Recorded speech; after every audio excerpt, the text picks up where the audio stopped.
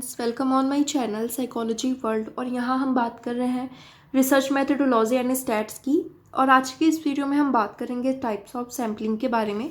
Previous video में हमने बात की थी सैम्पल के बारे में, व्हाट इज सैम्पल। आप मेरी प्रीवियस वीडियो को आई बटन पे क्लिक करके डिस्क्रिप्शन में जाकर आप देख सकते हैं। सो आज की वीडियो में स्टार्ट करते हैं। Let's start. Types of sampling, sampling के प्रकार।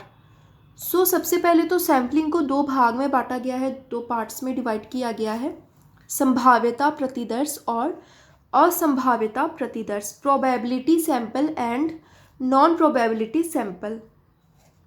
यहाँ पे सैम्पलिंग के टाइप्स से काफ़ी ज़्यादा क्वेश्चंस आते हैं और बच्चे कंफ्यूज हो जाते हैं कि कौन सा जो सैंपल है, कौन सा सैंपल टाइप जो है वो प्रोबेबिलिटी का है और कौन सा नॉन प्रोबेबिलिटी का है। यहाँ हम इसको प्रॉपर डिस्क्रिप्शन, प्रॉपर हम इसको डिटेल में पढ़ेंगे, इसको डेफिनेशन के साथ में पढ़ेंगे ताकि यहाँ पे आपको कोई भी कन्फ्यूज़न नहीं हो। और यहाँ हम देखते हैं कि प्रोबेबिलिटी सैंपल को भी फिर आगे 3 पार्ट्स में डिवाइड किया गया है। साधारण यादृच्छिक प्रतिदर्श, सिंपल रैंडम सैंपल, स्तरित यादृच्छिक प्रतिदर्श, स्ट्रेटिफाइड रैंडम सैंपल एंड क्षेत्र या गुच्छा प्रतिदर्श, एरिया और क्लस्टर सैंपल। इसी तरह से असंभाव्यता प्रतिदर्श की भी कई टाइप्स बतलाए गए हैं। यहाँ पे कुछ इंपॉर्टेंट टाइप्स के बारे में ही मैंने यहाँ इंक्लूड किया हुआ है। कोटा प्रतिदर्श, कोटा सैम्पलिंग, प्रासंगिक प्रतिदर्श, एक्सीडेंटल और इंसिडेंटल सैम्पलिंग, उद्देश्यपूर्ण प्रतिदर्श, पर्पसिव सैम्पलिंग, क्रमबद्ध प्रतिदर्श, सिस्टमैटिक सैम्पलिंग, हिमकंदुक प्रतिदर्श, स्नोबॉल सैम्पलिंग। यहाँ पे हम इन सभी टाइप्स के बारे में 1 बाय 1 हम पढ़ेंगे। तो सबसे पहले हम जान लेते हैं कि संभाव्यता प्रतिदर्श क्या होता है, प्रोबेबिलिटी सैम्पलिंग किसे कहते हैं। यहाँ हम देखते हैं कि प्रोबेबिलिटी सैंपल क्या होता है कि इसमें जीव संख्या के सभी सदस्यों के चुने जाने की समान संभावना होती है और साथ ही साथ में जीव संख्या का आकार भी स्पष्ट होता है और इसमें यादृच्छीकरण का गुण पाया जाता है और इसे प्राप्त होने वाले प्रतिदर्श अपने समष्टि के प्रतिनिधि होते हैं। प्रोबेबिलिटी सैंपलिंग क्या होती है, जैसे कि हमें नाम से ही पता चल रहा है, प्रोबेबिलिटी किसी चीज़ की प्रोबेबिलिटी, संभावना या संभाव्यता। जैसे अगर किसी क्लास में 20 बच्चे हैं और कोई रिसर्चर अपने रिसर्च के लिए 5 बच्चों को सिलेक्ट करना चाहता है तो वहाँ पे वो हर बच्चे के सिलेक्शन की समान संभावना होगी। वहाँ पे किसी भी बच्चे को वो सिलेक्ट कर सकता है अगर वो इस मेथड का यूज़ करे तो प्रोबेबिलिटी सैंपल की कुछ खास विशेषताएं होती हैं, कुछ 2-3 पॉइंट्स ही हैं जो आपको ध्यान में रखना है और ये सारे पॉइंट्स आपको इसके सभी टाइप्स में देखने को मिलेंगे, चाहे हम सिंपल रैंडम सैंपल की बात करें या फिर हम स्ट्रेटिफाइड की बात करें या फिर हम एरिया और क्लस्टर की बात करें। ये जो इसके 2-3 ये जो कैरेक्टरिस्टिक्स बतलाए गए हैं ये आपको सभी टाइप्स में मिलेंगे। जैसे कि सबसे पहले तो इसमें यादृच्छीकरण का गुण पाया जाता है। यहाँ पे रैंडमाइजेशन का गुण पाया जाता है, मतलब सभी के चुने जाने की जो है समान संभावना होती है। साथ ही साथ में यहाँ पे ये जो जीव संख्या होती है, जो पॉपुलेशन होता है वो बड़े आकार का होता है और साथ ही यहाँ पे जीव संख्या का जो आकार होता है, जो पॉपुलेशन साइज होता है वो यहाँ पे स्पष्ट होता है। जैसे 20 बच्चे हैं, 30 बच्चे हैं, कितने बच्चे हैं, यहाँ पे ये बिल्कुल क्लियर होता है पॉपुलेशन। और साथ ही साथ में ये जो सैंपल होते हैं, ये जो सैंपल सेलेक्ट किए जाते हैं ये अपने पॉपुलेशन का प्रतिनिधित्व करते हैं। मीन्स अपने जो मीन्स इनमें ऐसा माना जाता है कि ये जो सैंपल को सिलेक्ट किया जाता है इनमें वो सारी विशेषताएं होंगी जो कि उस पूरे पॉपुलेशन में है। इस तरह से ये अपनी जीव संख्या का प्रतिनिधित्व करते हैं। तो ये 3 पॉइंट आपको ध्यान में रखना है। और जैसा कि हमने पहले ही पढ़ा है कि इसको 3 पार्ट्स में डिवाइड किया गया है, सिंपल रैंडम सैंपल और स्ट्रेटिफाइड रैंडम सैंपल और साथ ही साथ में एरिया और क्लस्टर रैंडम सैंपल। उसको भी हम 1 बाय 1 पढ़ेंगे।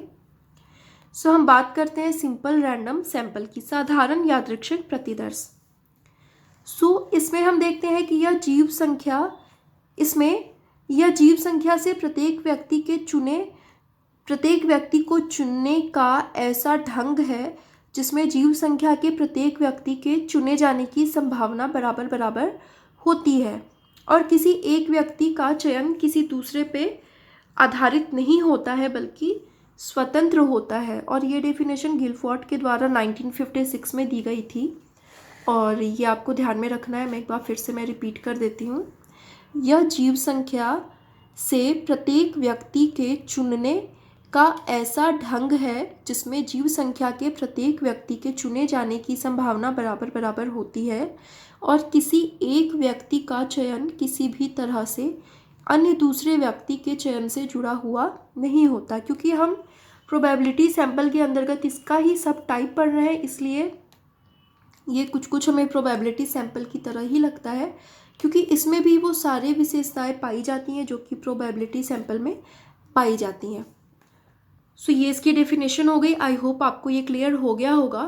और आगे हम देखते हैं कि इस विधि द्वारा प्रतिदर्श के चयन करने के लिए कुछ खास विधियों को अपनाया जाता है, जैसे कि लॉटरी विधि जो कि हम नॉर्मली जानते हैं, और सिक्का उछालना, टॉस करना, या फिर फिश बॉल ड्रॉ करना। जैसे एक बाउल ले लिया गया और उसमें सभी बच्चों के नाम वहाँ पे लिख दिए गए। अब किसको उसमें से किसी 5 चीट को चुनना है तो उसमें से किसी को भी 5 को उठा लिया जाता है, किसी भी 5 पेपर को उठा लिया जाता है। तो ये क्या है, एक रैंडमाइजेशन ही है। किसी भी चीट के चुने जाने की वहाँ पे समान संभावना होती है और यहाँ पे किसी तरह का कोई पक्षपात नहीं किया जा रहा है रिसर्चर के द्वारा, और वो सबको वो किसी तरह से बायस्ड भी नहीं होता है। इसलिए इसको ये सैम्पलिंग का ये बहुत ही साइंटिफिक मेथड इसको कहा जाता है। और साथ ही साथ में ये जो विधियाँ होती हैं सैम्पलिंग के लिए, रैंडम सैम्पलिंग के लिए, उसको संयोग का नियम भी कहा जाता है। और हम देखते हैं कि ये जो सिंपल रैंडम सैंपल होता है वो बहुत ही ईजी होता है, वो बहुत ही अच्छा होता है, सरल होता है, इसको आसानी से किया जा सकता है और ये साइकोलॉजिकल रिसर्चेज में इसका बहुत ज़्यादा यूज़ किया जाता है। और साथ ही साथ में इसमें सभी के चुने जाने की समान संभावना भी होती है, जो कि हम स्टार्टिंग से देखते आ रहे हैं।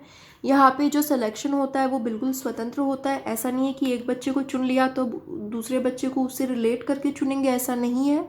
किसी को भी चुन सकते हैं, जिसको भी चुना गया उसको स्वतंत्र रूप से चुना गया, किसी तरह से बायस्ड होकर नहीं, किसी पर आधारित होकर उसको नहीं चुना जाता।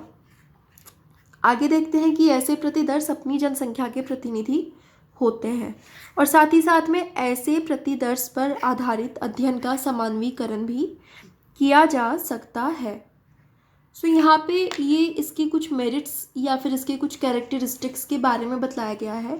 सो सिंपल रैंडम सैंपल क्योंकि एक साइंटिफिक मेथड होता है, क्योंकि यहाँ पे किसी तरह से रिसर्चर बायस्ड नहीं होता है, सिलेक्शन एक दूसरे पे आधारित नहीं होता है और साथ ही साथ में इसमें सभी के चुने जाने की समान संभावना भी होती है। सो इसकी स्टडी, इस तरह के सैंपल पर जो स्टडी करी जाती है और जो हम कंक्लूज़न जिस भी रिज़ल्ट पर आते हैं तो फिर उस रिज़ल्ट को यहाँ पे उस पॉपुलेशन पे जनरलाइज भी ईजिली कर दिया जाता है। तो यहाँ पे ये हमने बात की सिंपल रैंडम सैंपल के बारे में। सो आई होप आपको ये क्लियर हो गया होगा। सो आज की वीडियो हम यहीं तक रखते हैं। नेक्स्ट वीडियो में हम बात करेंगे आगे के सैंपल मेथड्स के बारे में, स्ट्रेटिफाइड रैंडम सैंपल के बारे में और एरिया और क्लस्टर सैंपलिंग के बारे में। सो आज की वीडियो यहीं तक। Thank you so much.